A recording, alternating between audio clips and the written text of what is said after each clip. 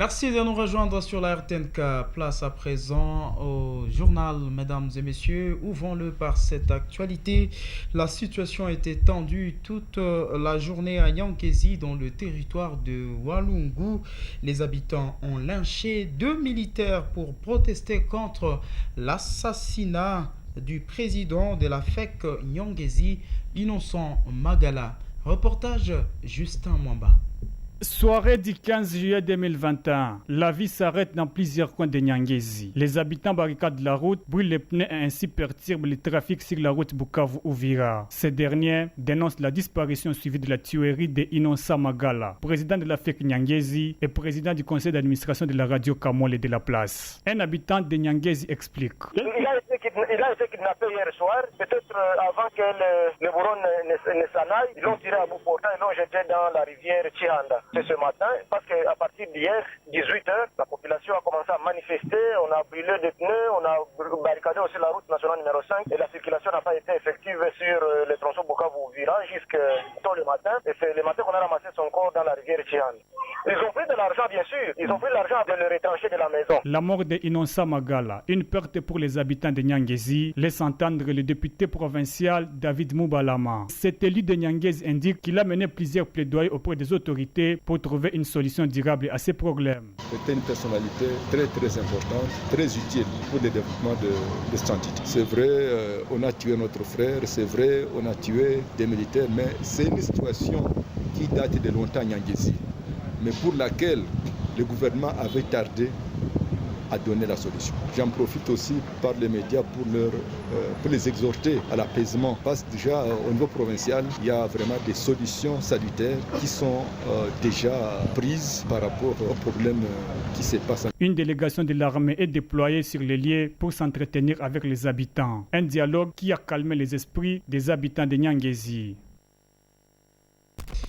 Direction Kamituga, au moins un mort et 2 blessés. C'est le bilan d'une tentative d'évasion à la prison centrale de Kamituga la nuit du 16 juillet, du 15 juillet. Des tensions qui se sont poursuivies jusqu'au 16 juillet 2021, selon plusieurs sources locales. Juste à Mwamba, le point. Selon plusieurs sources locales, des prisonniers ont tenté de s'évader aux environs des 21h 16 juillet 2021. Entonnant des chansons réclamant la nourriture et dénonçant les mauvaises conditions dans lesquelles ils vivent, la situation s'est détériorée la matinée alors que les agents de l'ordre tentaient de pénétrer dans la prison centrale de Kamituga pour calmer les détenus. Il s'est agi de quoi? Mokambilo Sidibo est coordonnateur des mouvements de la société civile de Kamituga. Les détenus tentaient de s'évader pour des causes la faim et le manque de soins de santé. Ils sont nombreux mais n'ont rien à manger depuis un certain temps. Ceci fait, tôt la matinée, ils ont tenté de s'évader mais alertés, les autorités sont intervenues. On a enregistré la mort d'un prisonnier et d'une autre personne blessée et notre enfant a été affecté par cela lacrymogène. La prison était sous tension toute la journée avant que les autorités n'arrivent.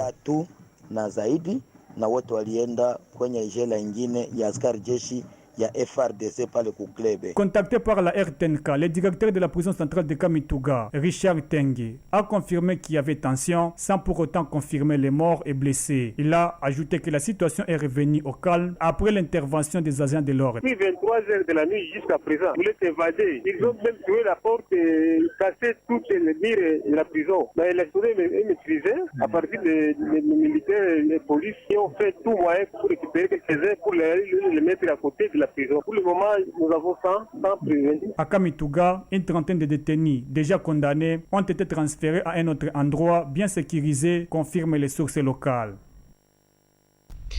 La dynamique Tous derrière Moïse Katumbi s'oppose à la loi Tchani sur la congolité et plaide pour l'implication de la communauté internationale pour lutter contre l'application de cette loi en République démocratique du Congo.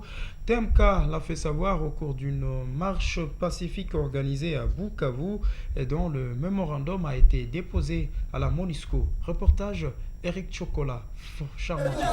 Tout est parti d'une marche pacifique de la place Moulamba en destination du bureau de la MONUSCO à Mumba. Avec des calicots en main, les membres de la dynamique TMK se sont tous mobilisés pour aller solliciter l'implication de la MONUSCO dans les combats contre la loi sur la congolité. Pour eux, ces projets de loi est une provocation pure et simple et qui va à l'encontre du peuple congolais tendant à les discriminer. Se basant sur le mandat de la MONUSCO qui axe ses priorités sur la stabilisation et le renforcement des institutions de l'État, TMK appelle la MONUSCO à s'y impliquer fermement pour éviter de plonger le pays dans les chaos. Olivier Roussumba est coordonnateur de la dynamique Tous derrière Moïse Katumbi.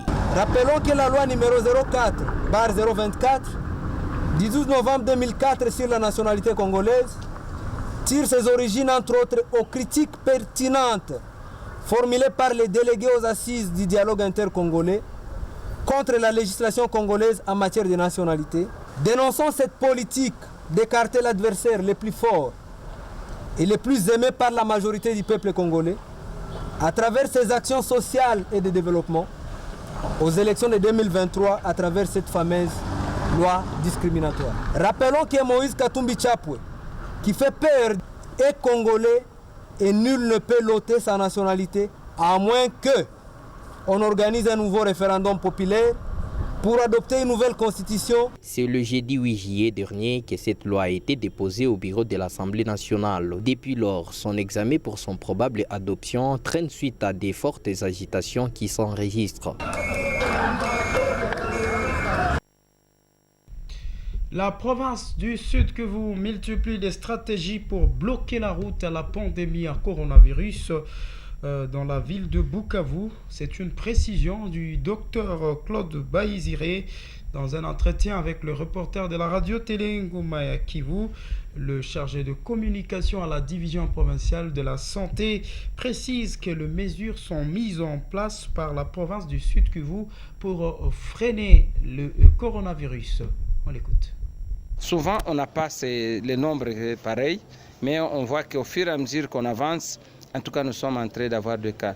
Et la façon dont ils nous aident à détecter, à part les voyageurs qui viennent pour les tests Covid avec le laboratoire de Panzi ou le laboratoire de l'ISTEM, nous avons mis en place aussi les mécanismes de recherche active avec les tests de diagnostic rapide que nous avons placés au niveau des frontières. Donc Ruzuzide, Kamanyola, Kavimvira et même le port de Kalundu. Ça nous permet aussi de détecter certains malades. Mais au niveau aussi des structures de santé, nous faisons aussi des tests de diagnostic rapide, c'est-à-dire des TDR antigéniques, ce qui nous permet aussi de détecter quelques malades à partir des hôpitaux lorsque les patients présentent des signes de suspicion. Vous voyez qu'au fur et à mesure que nous avançons, il y a beaucoup de cas et si nous continuons à renforcer la surveillance, c'est sûr que nous aurons à détecter d'autres cas malheureusement. C'est pour ça que nous demandons à notre population et avec la situation qui se passe aussi dans la province voisine du Nord Kivu, vous voyez beaucoup de cas et même avec beaucoup de décès et ça nous inquiète parce que les mouvements qu'il y a entre nous et la province sœur du Nord Kivu, c'est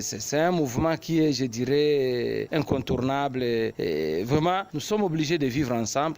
C'est pour ça que nous demandons et à la population du Sud Kivu et à la population du Nord Kivu qui voyage de faire un effort quand même pour le respect des mesures barrières. Mais ces mesures barrières sont généralisées. C'est tout le monde, toute personne vraiment qui comprend l'intérêt de se protéger, de protéger les autres, devrait tout faire pour respecter les mesures barrières. C'est la fin de cette édition du journal. Merci de l'avoir suivi. L'actualité reste en continu sur le www.rtnk.org. Au revoir.